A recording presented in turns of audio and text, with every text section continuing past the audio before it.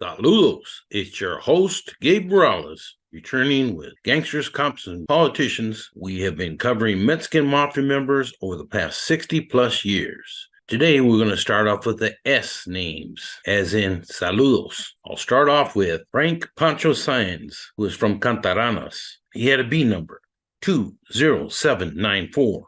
He was born in 1945. The Centro de Aslan was a drug program headed up by Martin Tejas. Tejas was also suspected of not handing over most of the funds to the MA. So according to the prison gang task force, Poncho Sans was given a contract by Cheyenne Cadena to kill Tejas. In a letter written by Cadena while he was still housed at Folsom Prison, sent to his sister, dated May 4th, 1972, he asked her to tell Poncho to see that Taez, T-A-E-Z, deliberately misspelled to try and throw off authorities to make sure that he is sent to Fresno. Note, there was no mention of Brazil. Also talked previously in the last episode about the Jessie Sagato. Jessie was a very early 18th Street member, but not an original. Understand, he joined that gang in the early 1970s when he was in his teens. Jessie aligned with his fellow 18th Street member, Papa Martinez. Jessie had been pushing a new movement called the Southside Government, whereby he and others would collect taxes from Sureño street gangs. Jessie's idea collided with the ME edict that was also just coming out around the same time. A lot of people have stated that Jessie was made a carnal, and indeed, he was prospected into La M, but I understand blew it with his aggressive ideas and movidas. After he had his MA card pulled, I understand he ran with the pesetas, but was released from custody by at least 2012. He ended up having a few good days of freedom with his family, as seen here, and died of natural causes on January 21st, 2018. We have Robert Paul Salas, known as Robot, but he also had the names Super Bean, and many people also called him Boss. And indeed, if they had a rank structure, he'd definitely be in the top 5, maybe top 3. He was called Robot because as a youngster, he had a bad case of polio. And if you ever seen somebody had polio and they walk very stiff because their joints did not form correctly. Thus, he got the name Robot. Salas had an A number as in Alpha, 83892. And was housed at San Quentin in the 1960s. He was involved in the hit on Sonny Pena in the earlier part of 1968, as well as being involved in a hit on Mad Dog Padilla and Benito Romero after Mad Dog accused him of stealing his shoes. Indeed, Salas did get a pair of shoes given to him by none other than his cellie, Pieface Ortega, when the shoes didn't fit Pieface. Salas was known as being more of a GQ guy and always had plenty of beautiful women, as seen here. One of his girlfriends, Patty Dominguez, actually had law enforcement connections. The other one, Rita Rangel, was the daughter of an evangelical preacher. Salas grew up in Hazard and had a brother called Rabbit who was affiliated with the Mongols. I've heard that Robot traded guns for Maui Wowie via his brother Ernst, aka Rabbit's connection with the Mongols Biker Club. At the time, the Mongols and the MA coexisted with very few problems, but many years later, the Mongols and MA became at odds because the Mongols were recruiting Sureño street gang members and engaged in disputes with them at parties, as well as had fights over drugs and paying taxes, since La MA considered them to be no different than any street gangs they were extorting. Meanwhile, the Mongols didn't look at themselves as being a street gang. They said they were a biker club. He was later moved from San Quentin to Folsom Prison, where he was well known and is seen here on the weight pile with the Carnales. He paroled from Folsom in 1975 and immediately became involved in a major drug operation. But he never forgot the shoe war and the insult he felt that Benito Romero gave him when he got into it with Mad Dog. And on May 26, 1976, he entered a residence in East LA where he found out Benito was living and killed him. He was accompanied by Daniel Spider Arriaga. He was reincarcerated on C number 46192. Eventually, the feds caught up to Robot in his drug operation, and he was sent to the BOP under number 79452-012. He was well known as being a shot caller during his time in the BOP and is seen in multiple pictures with Carnales. He had well-known organized crime drug connections to guys like Jimmy Coppola as seen here with Chispa Sandoval, who ran one of the biggest drug rehab programs in LA, Community Concern, which was an MA front. Not only did he have connections to LA mafiosos, but when he's in the feds, he had connections to the Chicago outfit. Patty Dominguez had left him many years earlier, but Rita Rangel still held out hope for Robert, and in December 1995, they were married. She tried to get Salas to change his ways, but he was locked up and pretty much said, what else could he do? Prison and drugs is all he had known for decades. He was housed at Leavenworth in 1997 and was finally released in November 1998, at which time Rita kept up the pressure on her husband to stay away from that life, and he ended up joining Victory Outreach, as seen here. Since he never debriefed, the Canales left him alone. He became a Christian, and Rita stayed with him to the very end. He died in December 2004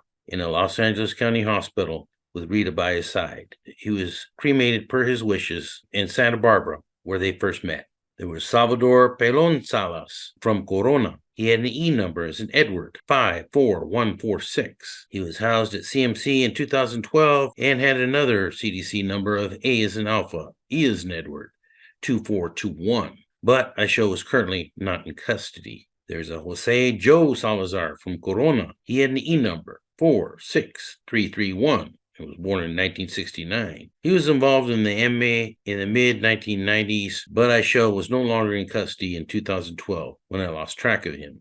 There was Jose Shorty Salazar from Ontario Black Angels. He also had an E number, 20047, and was born in 1965. I don't believe those Salazars are related, but he had a similar track record. He also was involved in the MA in the mid-90s, and I lost track of him after 2012 as well. There was Ronald R. Salazar, better known as Ronnie. He was married to Art and Tom Duran's sister, Ruth, and they all were from Barrio Nueva Estrada, which is located in the Estrada Courts housing projects. He had a B number, 11336, and was born in 1943. He was housed at Tehachapi in 1971 and hit Juan Valdez at CIM in 1972 per Joe Morgan's wishes. Juan Lips Valdez was considered the #1 Nuestra Familia Padre at the time. Salazar was also present when El Paso, Texas native Jessie Chuy Gonzalez was killed in 1972. Word is that Joe Morgan actually did it, but Ronnie pled guilty to it because he was told by the Canales that Joe Morgan was too important to go back to prison. They needed him out in the streets. After his brother-in-law, Elmo Duran, was killed in 1973, he ended up debriefing.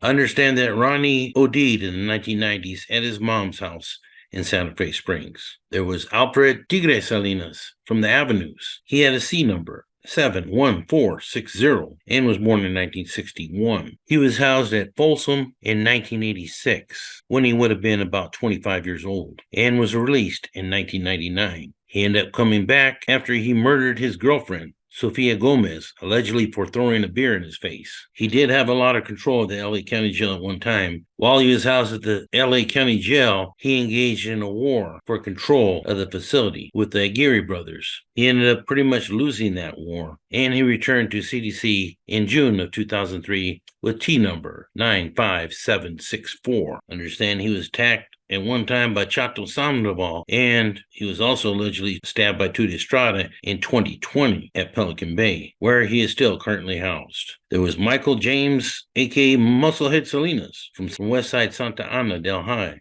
I'm not sure if he had a CDC number, but he was prosecuted by the feds and had a BOP number of 03325-112. He had been indicted on a RICO case and had a feud with Sano Ojeda over who would run Orange County. Musclehead ended up losing that one, just as many others did, and he was released from the BOP in 2003.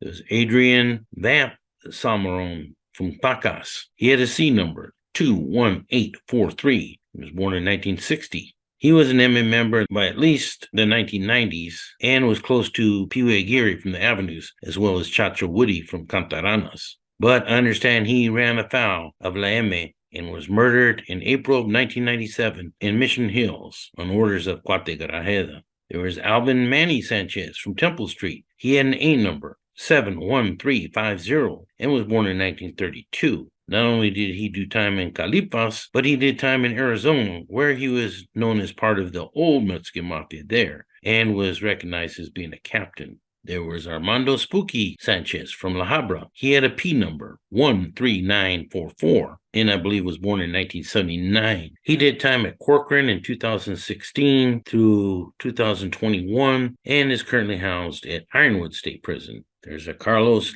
Largo Sanchez. I'm not sure what barrio he's from. Let me know if you ever heard of this vato. He had committed a burglary in 1988 and was given a parole violation in 1990, whereby he acquired E number 75238. He ended up getting out but popped for dope in 1992. He paroled in 1994 but came back on a firearms charge with a new K number 73238.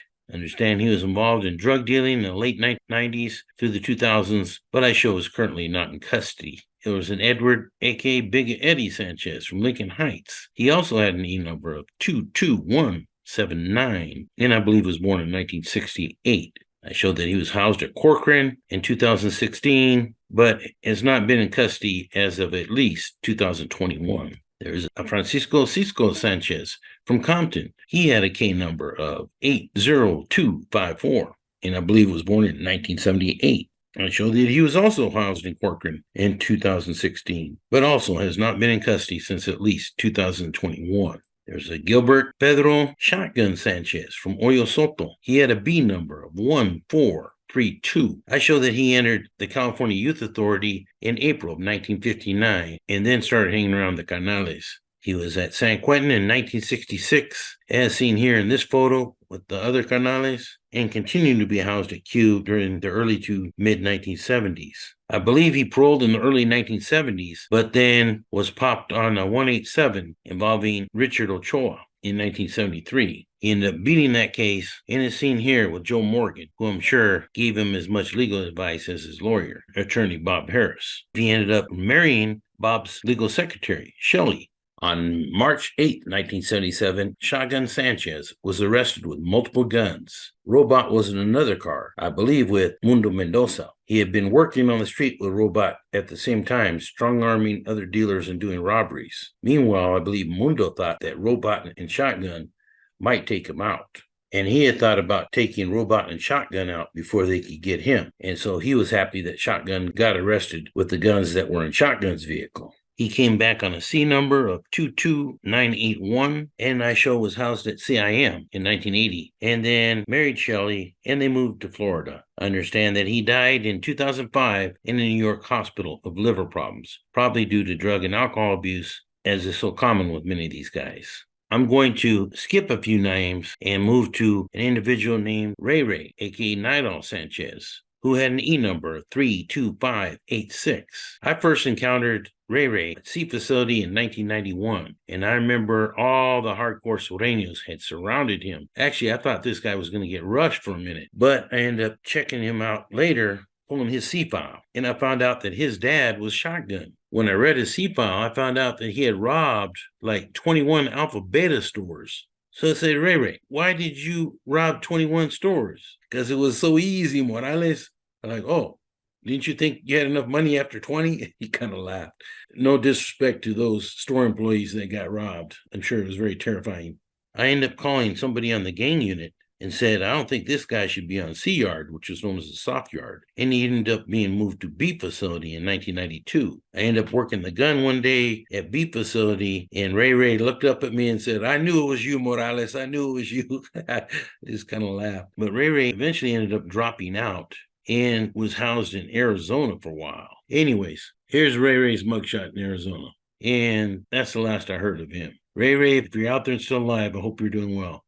Next, I'll talk about Jessie Thomas Sanchez, a.k.a. Magoo from La Puente. I believe he had a B number, but I'm not sure what that was. I do believe he killed a corrections officer in 1965, and I'm sure the guards never forgot that, because I understand that he was killed at Q in the Adjustment Center in May of 1977 by guards there. There was a Jimmy Smokey Sanchez, a.k.a. Drac, from Barrio Nueva Estrada. He had a C number, 8297. Which we acquired after a robbery I believe he committed in Santa Ana in 1979. He ended up getting released and then popped on another robbery in 1982. He was housed at San Quentin in 1984 and paroled in 1988.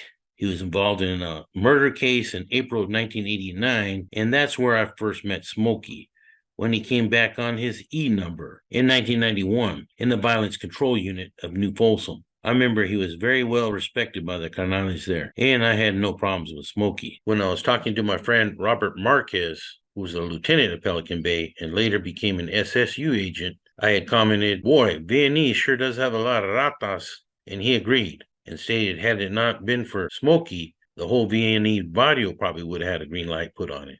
He ended up getting shipped off to Pelican Bay, whereby he was involved in updating the MA reglas that I covered in my special episode. Some of the updates on those reglas were that a padrino or sponsor had to make sure that nobody was missed as far as a background check. And if one carnal said no, then it could be held up. But if 3 carnals were okay with it, then nobody could hold it up. The individual prospect who was sponsored had a probation period of 2 years. This is why some guys claim that they were made MA, but then had their card pulled when they ran into some kind of pedo with carnales. It was also stated that no more sponsoring multiple members at one time. Only one prospect could be put up for a vote. And my understanding would be that you could not do another one for 2 years. Smokey also proposed that if a member that was put up for sponsorship ended up debriefing, that a carnal could not put up anybody else for at least 3 years. And if that individual testified against the brothers, then they could not put up anybody for at least 6 years. I mentioned in a previous video that Kilroy Roybal wanted only Mexicanos to be made in the Mexican Mafia, but Smokey was willing to negotiate on that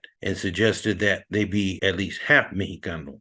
Of course, by this time, Joe Morgan was deceased, so that would not have been an issue with him. Also was a given, as it was on previous reglas, no sex crimes or R's on an individual's jacket. And if it's found out that anybody had a sex crime or R on their jacket, they had to relinquish their membership. I think at that time, Boxer had just dropped out a couple years earlier, but that rule would have forced him out, as I noted in the special episode on his release. It's that old saying, 15 will get you 20, and if you're in the MA, it will get your card pulled as well. Smokey also noted that you had to have been a carnal for at least 5 years before putting somebody up for sponsorship. You may have heard the term, the books are closed. This often happens during RICO cases, where they're not sure who might snitch on them. They are very untrusting of law enforcement. Once the dust is settled and they know who has dropped out and testified, they'll often open up the books again. Smokey was indicted on a RICO case and given BOP number 01090-748 and eventually died of cancer. There was Jose Jesus Pato Sanchez from San Diego. He had a K number 21134. Born in 1975. I show that he was MA by at least 2004 and was housed at Pelican Bay in 2012. He was later on moved to Salinas Valley State Prison, where he is currently housed. There was Jose Luis Clever Sanchez from Tunerville. He had an E number of 51599. This is one of the vatos that kicked off the Pelican Bay riot of 2001. It's a new breed, say investigators. Inmate gang members, younger, more violent, doing more time than ever, and killing each other at a record rate. Let's go to Northern California and take a look at an institution that houses the worst of the worst.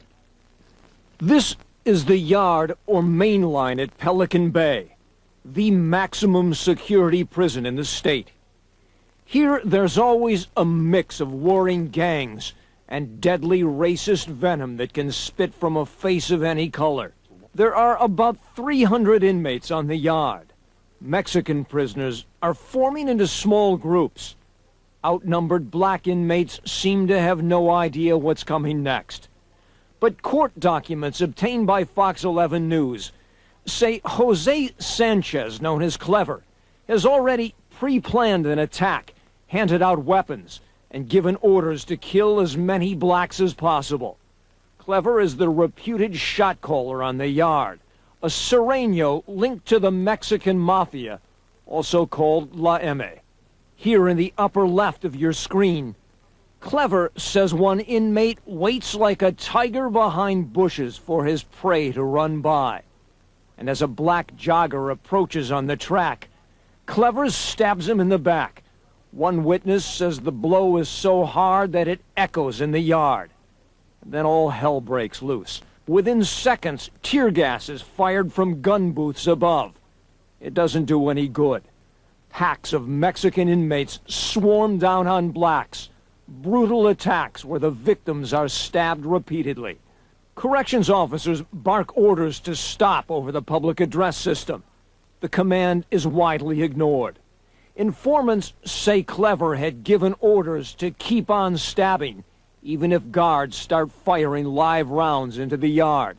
Understand that Clever got word from old crazy Amero Alfie Sosa that even if the guards start shooting, just keep on stabbing and stabbing. Don't stop. And indeed, that's what a lot of them did. And he was very active for many years, but I show is currently not in custody. Understand there was a Richard Smiley Sanchez from El Monte Flores.